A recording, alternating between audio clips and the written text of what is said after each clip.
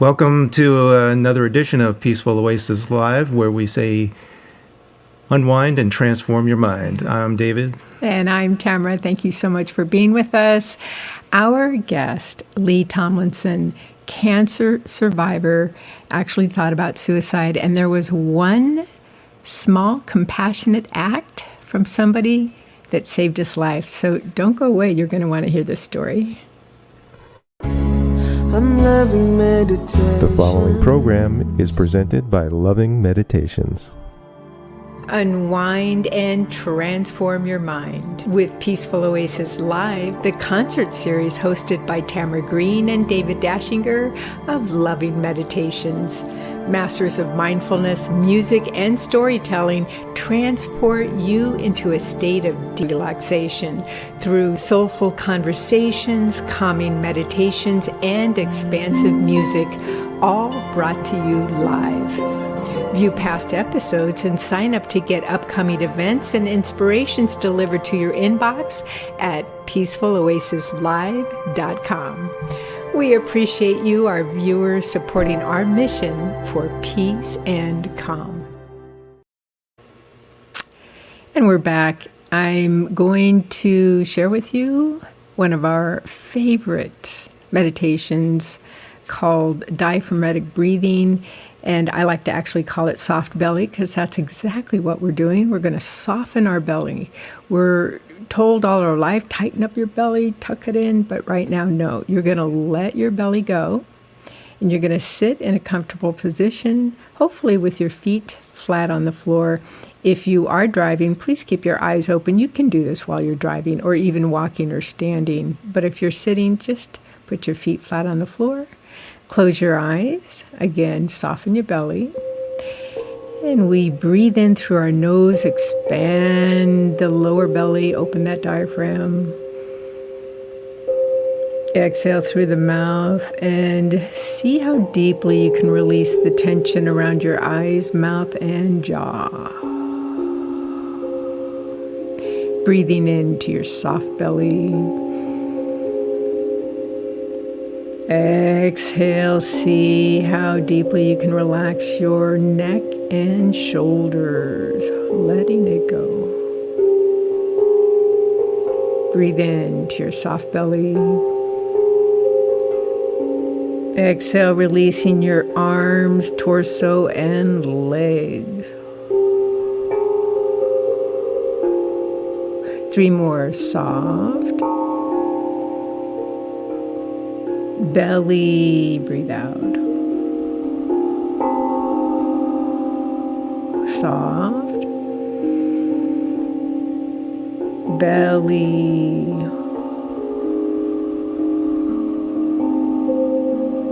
Last one, soft. Belly.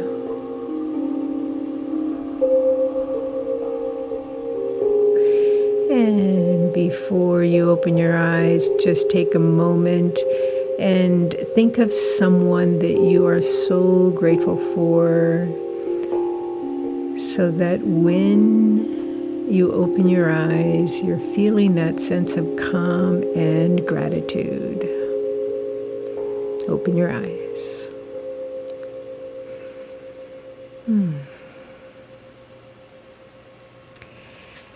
So it's time to introduce our wonderful guest. We're excited to have him on.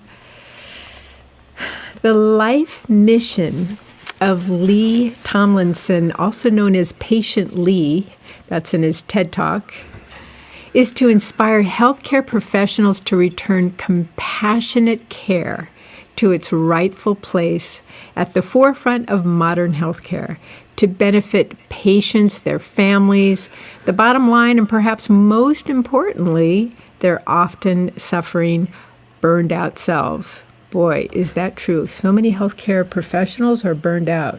Whew. So we're so happy to bring on Lee. Hello, Lee. Hello, hello, hello. It's great to be here. And that was a fabulous meditation. Thank you for that. Oh, wonderful, wonderful. That's great. It's my favorite. I do it before every support group that I run, and it's a good one. Yeah. No kidding. Wow. So you were contemplating suicide, and someone did something, a very compassionate act that really changed things for you. And what was that, Lee? Well, at the very end of my cancer treatment, I was hospitalized for a serious infection that they couldn't identify. And I was treated so inhumanely, so unkindly, so rudely, insensitively in those 10 days that it convinced me that I wasn't worth being alive and that the world would be a better place without me. And so I put together a plan to put on enough fentanyl patches. The pain was so excruciating from my throat cancer treatments that I had unlimited amounts of them, and knew if I put enough of them on that I could go to sleep and my family would be the beneficiaries of a huge Keyman life insurance policy at the studio we owned. And that's what I was going to do. The problem was I had to figure out how many patches. You put too many on and it's suicide and you can't collect. So I didn't want to mess that up. So the next day, after I got out of 10 days in the hospital, in this hospital from hell, a very, very, very good friend and doctor actually came to visit me. And while it was excruciating for me to swallow and even speak, I managed to croak out all the misery I was experiencing at that hospital and to give him the hint that I was ready to end my life. And as I was taking a breath after telling him that story, he stopped and did some amazing things. Number one, he put his hand on my arm. He connected with me on a physical level. And number two, he looked me straight in the eyes, and I absolutely knew he'd heard every single word I said. And he apologized for the hospital and the healthcare had treated me with so little compassion. And that's where, honestly, I first heard that word used in reference to me. He said, I hadn't gotten it. And he said, it's not rarely. I'm so sorry that you had to go through that. You don't deserve it. You deserve better. And he said, it's horrible, but it's happening more and more and more every single day in healthcare. And he said, may I make a suggestion? He asked my permission. I said, yes. He said, how about this? Rather than giving up and giving in, how about you fight? And if you're lucky enough to survive the infection and the cancer, why don't you spend the rest of it? Why don't you start a movement or something and see if you can't tell your story to other healthcare professionals in the world to remind them of the necessity of being compassionate and competent. And his belief in me, his connection with me, I knew in that moment that he absolutely loved me as a human being. And that gave me the will to fight. And it's why I'm alive today. So his compassionate act, which took maybe 3 to 5 minutes, literally saved my life. And that's the power of compassion. That's incredible, and especially because he gave you a mission, right? In that conversation, it wasn't just don't end it all now, but Right. he actually gave you a purpose to carry on. And it's amazing how that can be your guru, right? Our lowest point in our lives can sometimes turn around and be the teaching gem, the jewel that repurposes. Well, there's no question that people with a passionate purpose in life, where they're clear what it is, whatever it is, if they're engaging in it to the best and the fullest amount of their ability, they're generally the happiest people you'll ever meet because they know what every day is about. They know their value. They see it every single day. And that literally, that cancer experience, that hospital experience, that conversation with Dr. Edel showed me that the reason I got cancer was to be able to deliver this message. It is my life purpose. It was what I was born to do. And if I'd stayed in entertainment, I would never, ever, ever have been talking to people about the power of compassion to heal. So cancer was a gift to me, not one I want to do again or wish on anybody else. It was horrible by a million miles.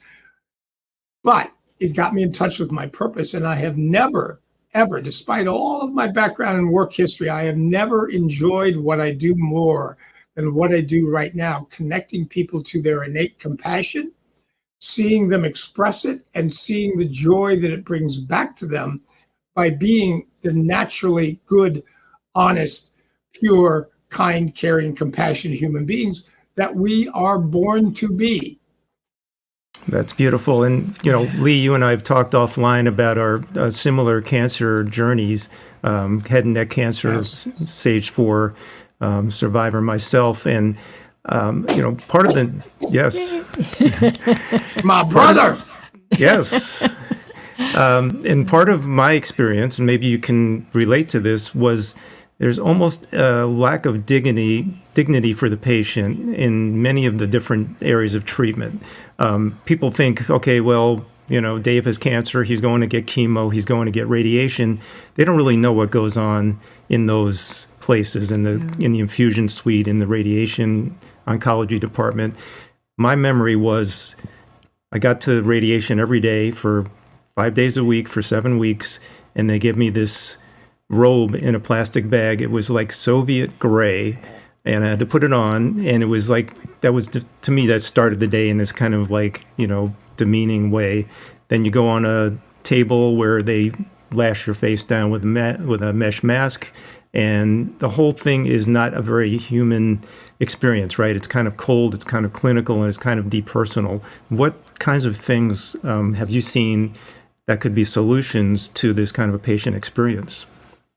Well, look, statistics tell us that 50% of Americans today report that they receive zero compassion from their healthcare providers. Now, let me make it absolutely clear. I'm in love with my oncologists, my nurses, and I've had a lifetime. I've been hospitalized in 6 different countries. I've broken a dozen bones. I've had more infections and infectious diseases than you can imagine. So I've been in the hospital a lot.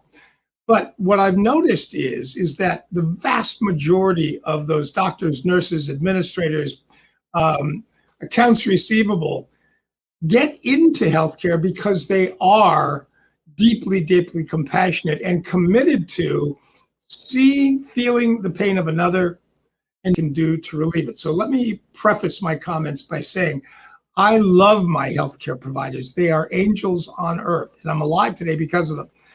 Having said that, the fact is 50% of Americans don't get any compassion when they're being treated, and compassion has now been scientifically proven to provide such enormous mental, physical, and emotional benefits that the World Health Organization must be integral for the best possible outcomes. Not optional, not just when you're in a good mood, not just when you're not burned out, all the time. Now, with 50% of people not getting that, that means they're not getting some medicine that has been deemed to be integral to the best and quickest outcomes. Why is that? Well, there's 2 real reasons. Number one is that 60% of healthcare workers burn out. 60%.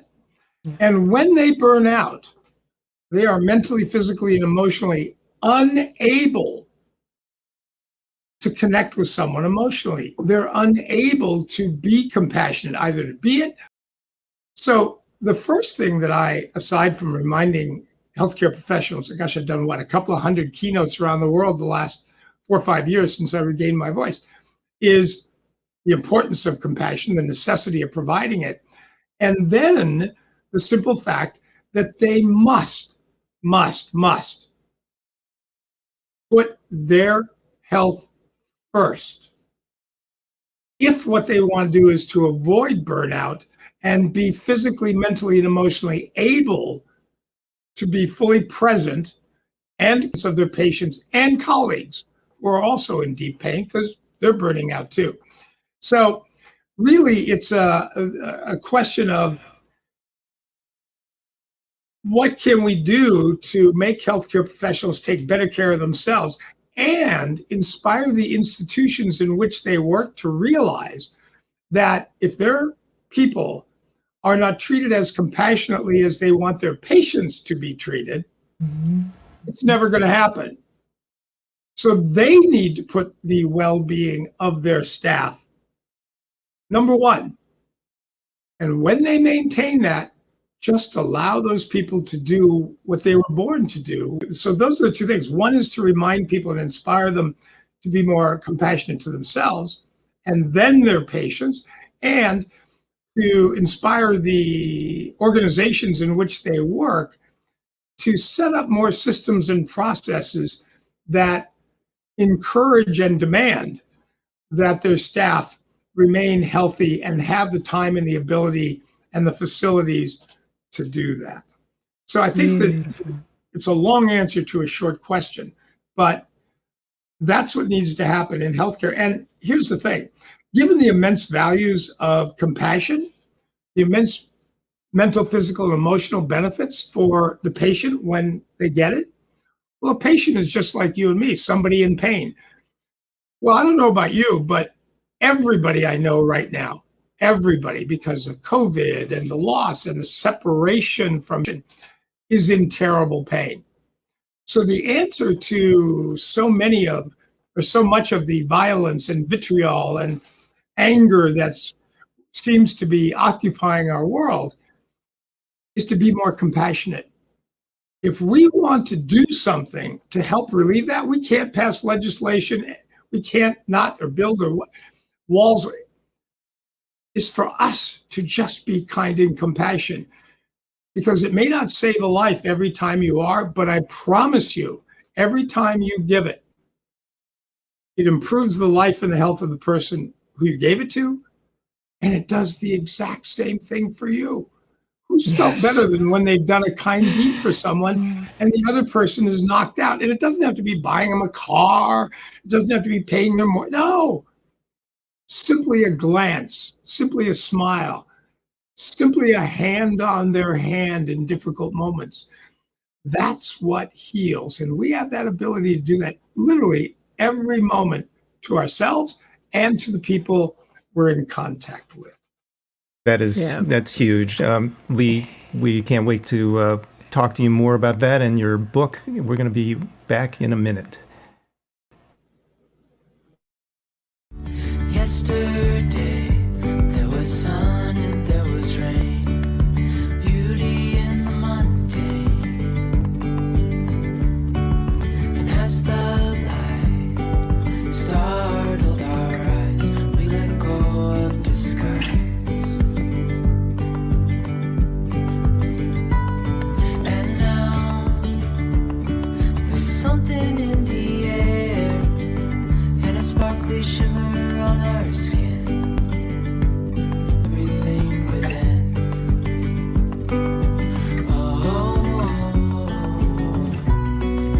Dreamy, breezy, we go. Easy, easy on our tiptoes, undercover agents of the other, beyond gravel, beyond all.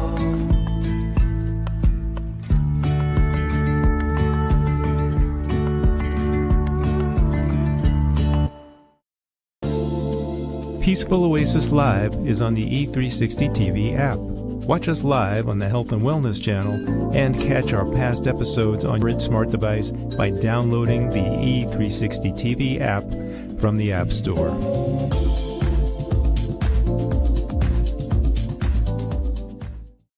We're back. Yes, Lee Tomlinson. Yes. So, Lee, we're talking about compassion and compassion healing. What is your movement called, and how does it relate to compassion? Well, it's called the Compassion Heals movement. And again, its purpose is to reconnect healthcare professionals with the immense scientifically proven healing powers of compassion, inspire them to be more so to their patients, and inspire them to take better, more self-compassionate care of themselves, so they're mentally, physically, and emotionally able to be their most compassionate selves with their patients when they need it the most. And are there particular ways that you're recommending or suggesting that healthcare professionals can start to do that self-care that puts them in a space of being more compassionate? I can.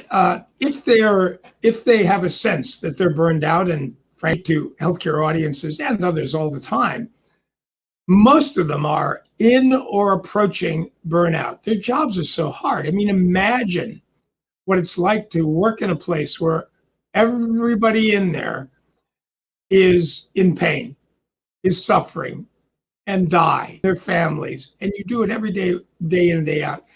It's really hard. So what we encourage healthcare professionals to do is we have what we call the Compassion Heals Challenge. And what it is, so simple. It's you commit to committing one purposeful, intentional, kind act per day. One, just one. Open the door for somebody. Help somebody with a shopping bag. Smile at a stranger. Give $2 to a homeless. One a day for 7 straight days.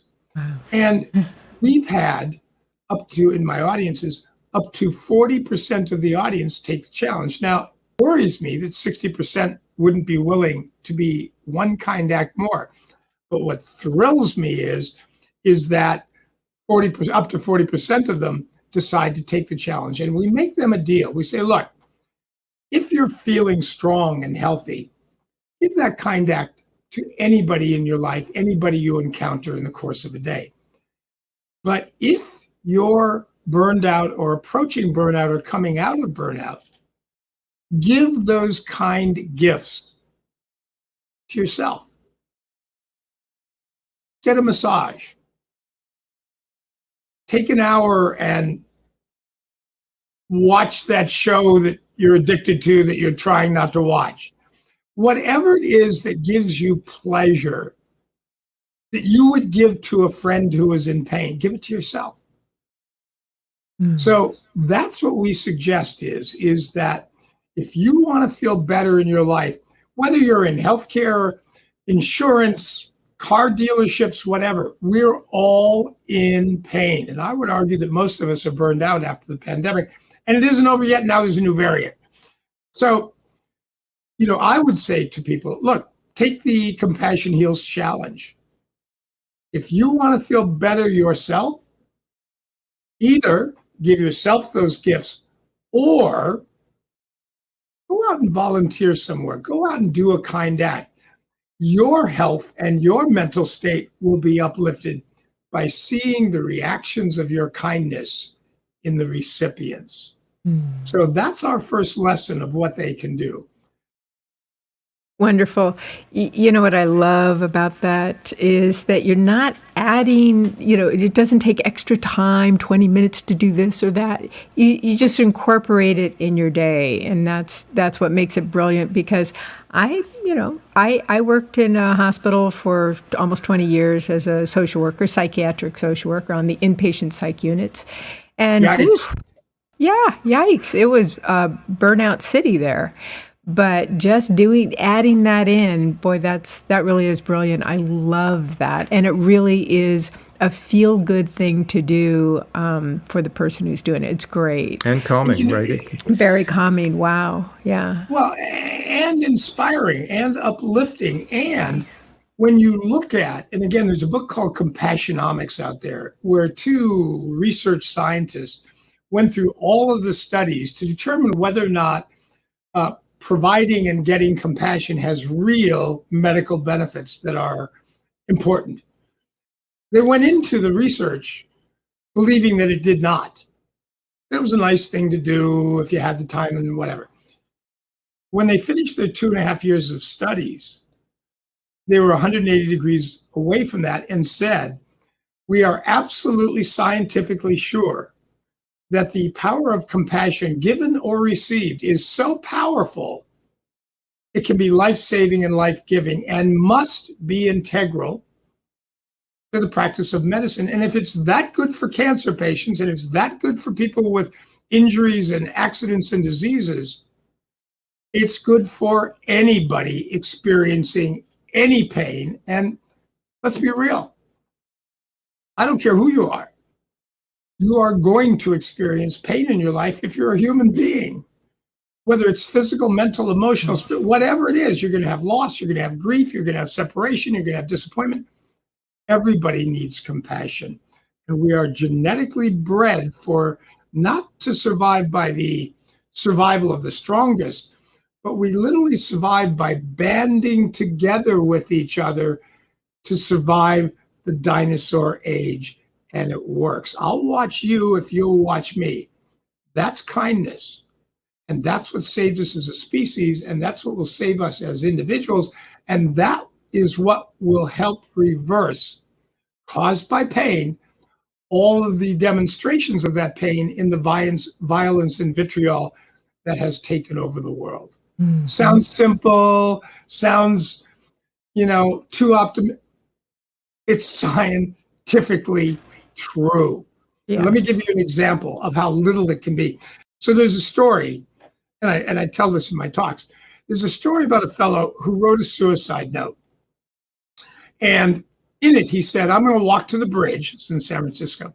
I'm going to walk to the bridge. And if I make eye contact with one single person, I won't jump. They found his body the next day. Oh. All he needed to save his life was one single stranger to look in his direction and acknowledge his presence. Something that would take a nanosecond, and he never got it. So that's the small act can make an immense difference when we feel like we have no value, we have no worth, the world would be better without us, just like that doctor did for me. Lee, you have value. Use it. Make the world a better place. The fact that he would believe that about me woke me up, and it's why I'm alive today. That's the power of simple human kindness. It's real. It's scientifically proven. We just have to make a point consciously, intentionally. Today, I'm going to do one kind act on purpose. Just one. Mm. Do it for a week, do it for a month, do it for a year. For the rest of your life. One. Just one a day. I love it so much. And your book, Compassion Heals, is that the title of your book? Compassion Heals, from self-care to healthcare. I love that. Yeah. Yep. And the cover of that, a good artist friend of mine did that.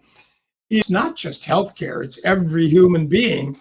We are so separated now, given COVID, given all sorts of different things. And there's a chasm between us. And for us to be maximally healthy, mentally, physically, and emotionally, we have to cross that chasm and reconnect with who we are as human beings, which desire and desperately need to survive connection. When babies don't get touched when they're little, they shrivel and die.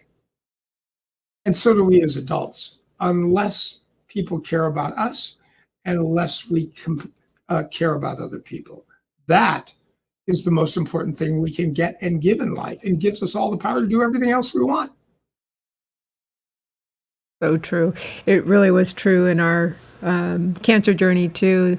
It was that, those moments where I just touched him when he was not able to swallow without a huge amount of pain, that really helped. And I would add to that, the power of love is so key in our journey. It was very, very important. But in addition to that, when I was in the infusion center as a patient, I could choose to sit in that chair for 8 hours and just kind of wallow in my own, sad and sorry, experience. But I decided to start getting up out of that chair and walking and visiting other patients. And one of them who, we would just sit and talk about what trip we might take when we get through with cancer, or, talk about families. And then to move from that into being into the mode of kindness. As a patient also, I think we can shift out of that victim mentality. This is the worst thing that could ever happen to me, into like, okay, how can I be of service? Even if it's like I'm going to grab a glass of water from my next door neighbor there in the chemo chair. Yeah. As patients, I think we also have that ability to shift and to use a little bit of compassion and kindness, even to our healthcare providers, because they need it as much as we do. Yeah. Oh my God, yes. They sometimes need it more. Oh, I mean, yeah. because even if I go in for a checkup, whether it's oncology, I don't care what the practice is, the people they saw all day, all week, all month, all year have been miserable, cranky. I don't know about you, but when I'm sick, I'm a little cranky to everybody, and I'm ashamed to admit that, but it's true. So those people we're encountering are in deep pain as well as human beings, forgetting the healthcare. And then you look at the industry they're in and the pain they observe and the fact that they feel it, which moves them to help remove it. Boy, I got to tell you something. When you truly, not just, my hero, not that there's anything wrong with that, but when you stop for a moment and say to them, thanks for this, thanks for that. Wow, I can't believe you did that. That gives them the healing from you that you want from them. You give it to them. You feel good about it. They feel good about it. Then here's the cool thing. Compassion is catching. They tend to go away from you and give it to somebody else, who gives it to somebody else, who gives it to somebody else. So this is not just a one-time event. This is an event that has ripples, scientifically proven, that continues on for long periods of time. So, every single kind act is a single kind act that becomes more and more and more, and that's what will heal the world. Well, we're going to take another quick break. This one is from a friend of ours who is going to talk a little bit about nature. And I know that many people who are experiencing stress from illness and even from COVID isolation, nature is the one of the things that we can all enjoy just right outside our houses. So let's see what our friend Melissa has to say. Hi, Melissa here. As a nature photographer, I love how nature teaches us wonderful lessons about life. And did you stop to think about how you can find the beauty of nature right outside your door? I'd like to share 3 ways that I find joy in the moment when I look and listen to the beauty of nature right outside my door. The first way I find joy in the moment is to focus on the nature around me. To really be in the moment, we can't let our minds be thinking about everything that is going on in our life. Instead, close the door on all that stuff and give yourself permission to relax, really take notice of your natural environment. And a great technique for doing this is my second way of finding joy in the moment. Observe the variety of colors, textures, and different types of plants, flowers, and animal life around you. I always find something new to see when I walk around my yard, because remember, nature is constantly changing, which takes me to my third way to find joy in the moment in nature, and that is to stop and listen to the voices of nature. When I'm sitting still, I can hear the robins, wrens, and cardinals singing nearby. I can hear the wind blowing through the leaves on the trees and bushes. It's always different. And where I live, I'll hear Canada geese honking as they fly overhead. Isn't nature wonderful? I encourage you to find joy in the moment as you look and listen to the beauty of nature right outside your door.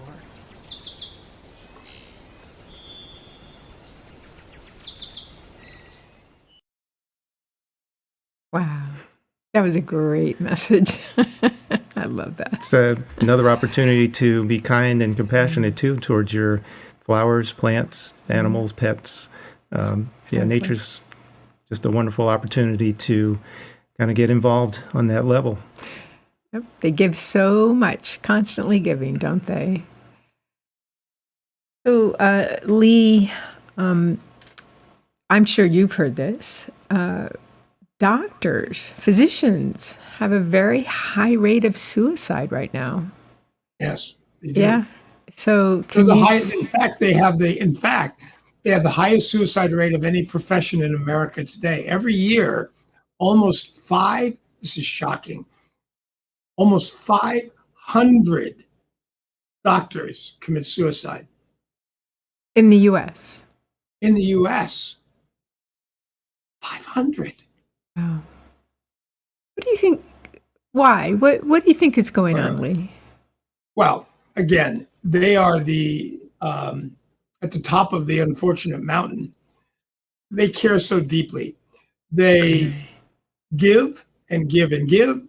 They're on call 24 hours a day. They work ridiculous hours. They are now forced in many healthcare situations to see more patients quicker, faster, and they haven't necessarily learned how to be their most compassionate self in a shorter period of time. So they get overwhelmed by the hours and the decisions and the illness and all that they do during the course of the day. And then they spend 2 hours at the end putting in the records.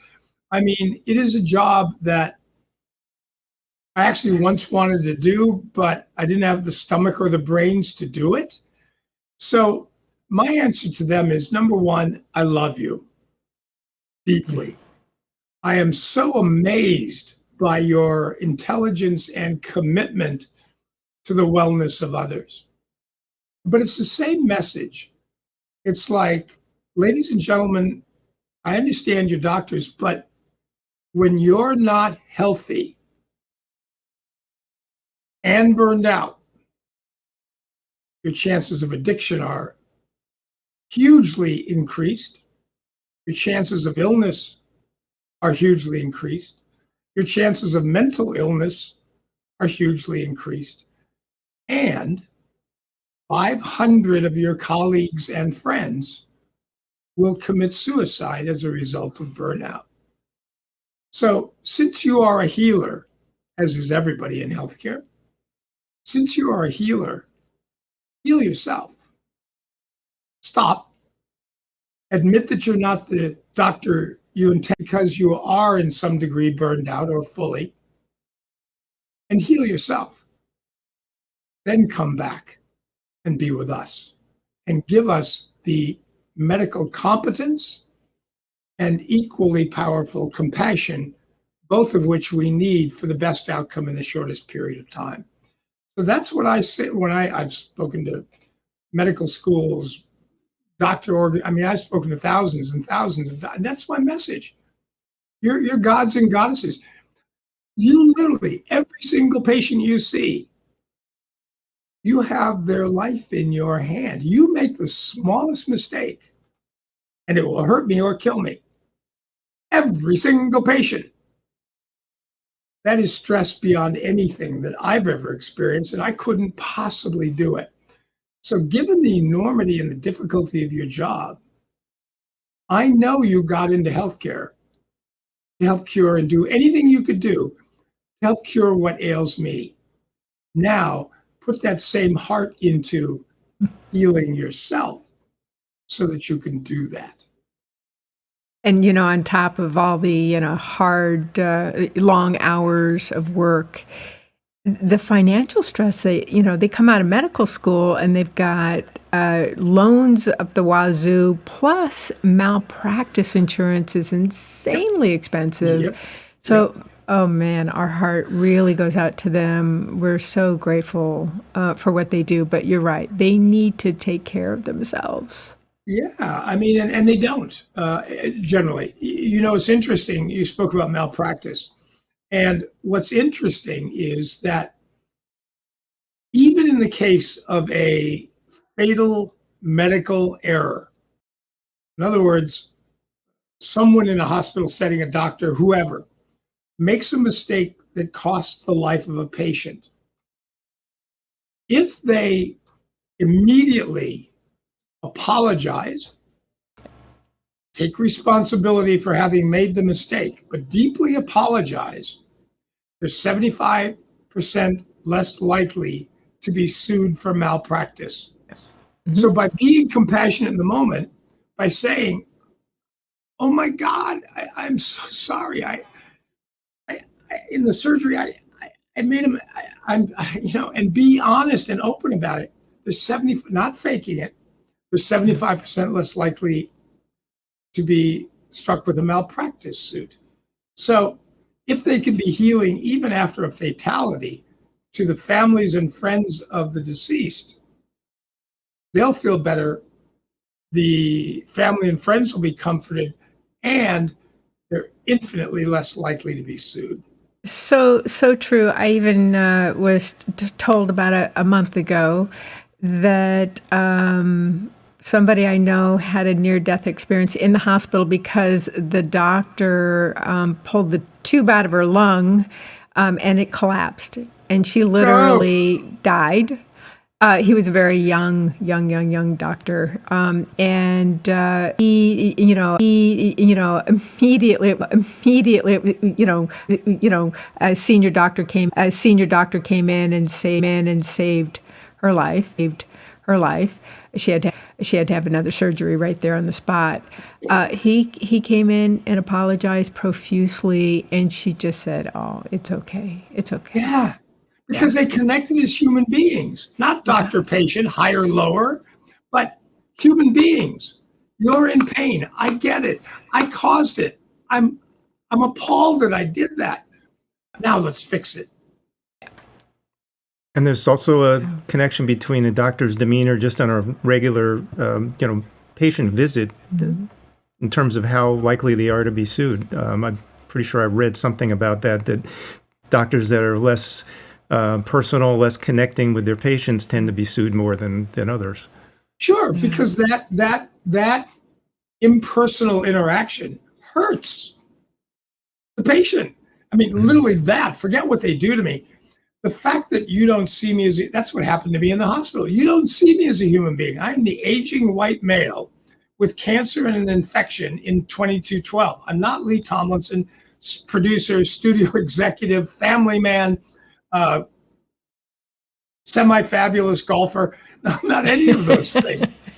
I'm just an aging white piece of meat in a room. And that kills me because those people have my life in their hands. If they don't see me as a human being, I'm not going to get the best treatment and care that I need to make the quickest, best recovery. And that's just not okay. And it hurts me. It hurts me. So when they come in and they're looking at the notes and they're on the screen and they don't remember your first name, they don't even know if you want to be called by your first or your last name. They're only worried about the drugs and the prescription and the next step. And it's thank you, I've got to go now. That kills me. It's like, hello, there's a human over here. I'm dying. No matter what it is, I'm afraid I'm going to die. Whatever it is, I'm terrified. Can you just be kind for a minute and speak to me like two friends for a second? Mr. God, Mrs. God? Do you think it might even be, let's say in that case, you're clearly working with a healthcare professional that's clearly burnt out and, just overworked the whole thing. I'm even wondering if the patient themselves can say, I just want to take a moment and thank you for all you do for so many people every day, and wondering if that would make that person kind of stop and say, wow, yeah, thank you so much. It might even be, a way to create a ripple effect, starting from the patient to the healthcare and then other patients and so on. Well, that's what I was saying before is if you want to do something to help healthcare professionals or any other human on the face of the planet, right. Mm-hmm. Simply connect with them. You can thank them. You can mention how great their tie looks. You can, whatever, thanks for the whatever. But that way to connect, that's being human. And that's what connects people. So, and the other thing is if your doctor, nurse, or anybody else is regularly not kind and compassionate with you, given that's necessary for the best outcome, here's my advice. Get another doctor, get another hospital, go to somebody else. If I go to someone for the first time and they're not warm and inviting and kind and empathetic and sympathetic and compassionate, goodbye and good luck. I need that scientifically. I need you to be kind to me for my body and mind and soul to be healed. And if you're not going to give me that medicine, it's like somebody saying, all right, here are the medicines you need to get better, but I'm not going to give you this one. Why would I stay with you as a doctor or a nurse? Why would I do that? It's stupid. So we as people need to realize that if our providers are not kind and caring, we know they're competent, they're tested every year. But if they're not kind and caring, you are being deprived of something that is integral and essential to the best outcome in the shortest period of time. And if you're not getting that, that could kill you. Go to It's somebody a choice. else. It's It is definitely a a choice. choice. And And with one that, should we're be made more often. yes, absolutely. And with that, we'll take another break, and we'll be right back. The doctor told me the answer, and now my head is spinning. He said I'm living with cancer, and my journey is just beginning. I'm stressed out and afraid. I have cried and I have prayed. Time to quiet my mind and be still. Take a deep breath and just chill. I put in my earbuds and decompress. Touch play on the app to ease my stress. I'm choosing peaceful relation with loving meditations. I'm loving meditations.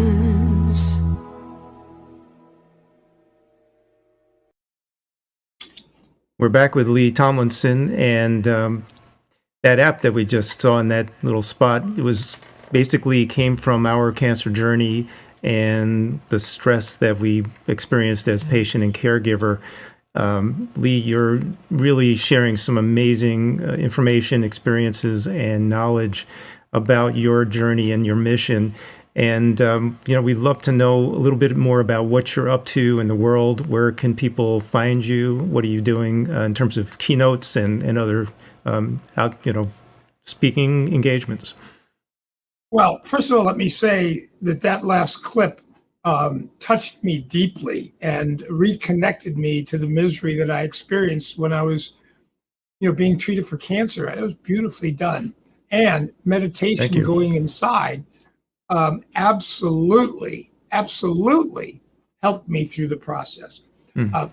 Great segment. So can I ask what you? am I up Can to? I ask you what type of meditation or work did you do during your cancer journey to get centered, grounded, calm, whatever it was you needed to do? Well, I have a relationship with a non-physical entity in an organization called Concept Synergy and an entity called Lazarus. And so I've been doing that for 45 years. So I would find specific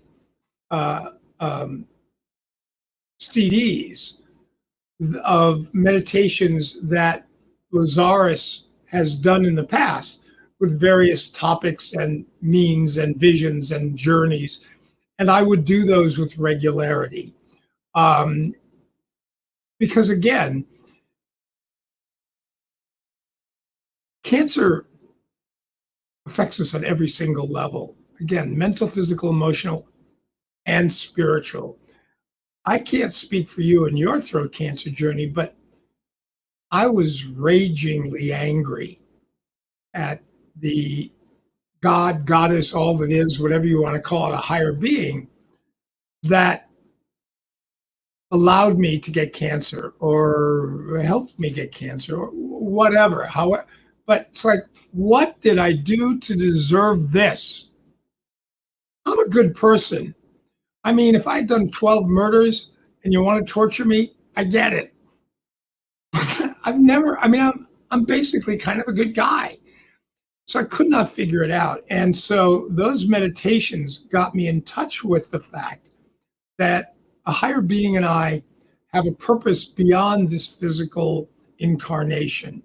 And it's to learn as much about myself as I humanly possibly can and move closer to reconnecting by choice with that higher being. And the only way I was going to be able to do that, we decided at some level, was to get me out of what I was doing, put my life here, my normal life, and have me start again doing what I'm doing. So that's the spiritual work that I did to get through it, and the enormous loving kindness of great friends.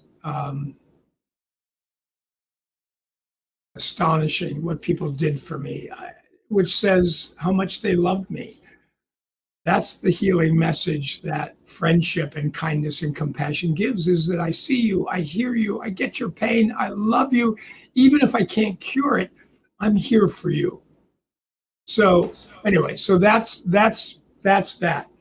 So what am I doing? What is the Compassion Heals movement? Well, first of all, it's me traveling around the country, speaking to healthcare and other audiences to remind them of the power of compassion to not only improve the lives of their quote, quote, patients or customers, but also their staff. And because if you call compassionate care great customer service, which it is, it just has a life at stake, it's great for the bottom line. Because patients who receive great care aren't going to remember the stitches and the casts and the pain and no. They're going to remember those moments of kindness. And those moments of kindness will keep them with you. So you've got them forever. They'll tell their friends. They'll put it online. They'll help build your business. And they will assist in keeping you profitable. So compassion is probably the best sales tool on the face of the planet. I share that message. I mean, it is. It's customers. It is. Whether you're doing it to a neighbor, a friend, or a customer, it's so good for them. It's good for your business. So I speak to non-healthcare audiences about the impact of kindness and compassion, great customer service, and healthcare professionals about the importance of providing it and being healthy enough to be able to provide it.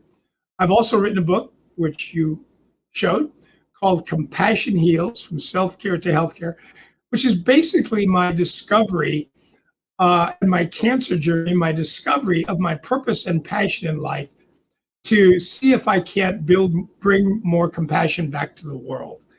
And it is that journey. It is a thank you note to many people who were engaged in that process, that without which I would be not alive today. No question, zero.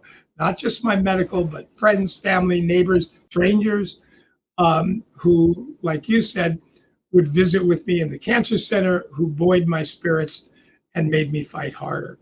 Mm-hmm. And my goal has been since day one to reach all 21 million of Americans' healthcare workers. Obviously, I finally had the brain, so I'm not going to be able to do that on stage. There's just no way. I don't have days left. I just turned 72. I'm healthy as can be, but no way. And so somebody said, well, go back to your entertainment background. Do a documentary out of compassion. Perfect. Bingo. So I'm speaking. I finished the book during COVID. Thank you. And I'm working on finding corporate partners who want to create a documentary that reveals the heart science and business of compassion and inspires people to be more so to heal themselves, their friends, families, and the world. That's fantastic, and we look forward to seeing this creation when it's done. Please share with us. We'll be able to let our community know about it as well. Absolutely. So we wish you all the best with that. Lee, this has been an amazing conversation. The hour flew by. There's so much good stuff that you're doing out there in the world. We applaud you, and we encourage everyone to look out for Lee on LeeTomlinson.com. He's got some amazing videos out there, TED Talk and other videos that are very engaging. And you're wearing something a little different for those, aren't you? Well, as you mentioned in the very beginning, I walk on stage. I've done this now, 200 plus times in a patient's gown. I'm not going to tell you what I wear under it, but even now after 200, I am humiliated the moment I walk out, but that's why I do it. To remind people that when we're in your capable hands, if they're a healthcare audience, we're already naked and afraid. Before you even do anything, we start this way. So it's a reminder of that simple vulnerability that we feel when we walk into your office and put our lives in your hands. It's a powerful vision, I'm telling you. Not a good one, but it's... I got bony knees. Let's be honest here. Very effective, though. Very effective. Thank you. Thank you, Lee. You are wonderful. Your mission is incredible. So excited to have you with us today. And make sure you join us next time. It's only 2 weeks from tonight. Sean Duperon is going to talk about the power of forgiveness. So you don't want to miss it. Until then, have a peaceful evening.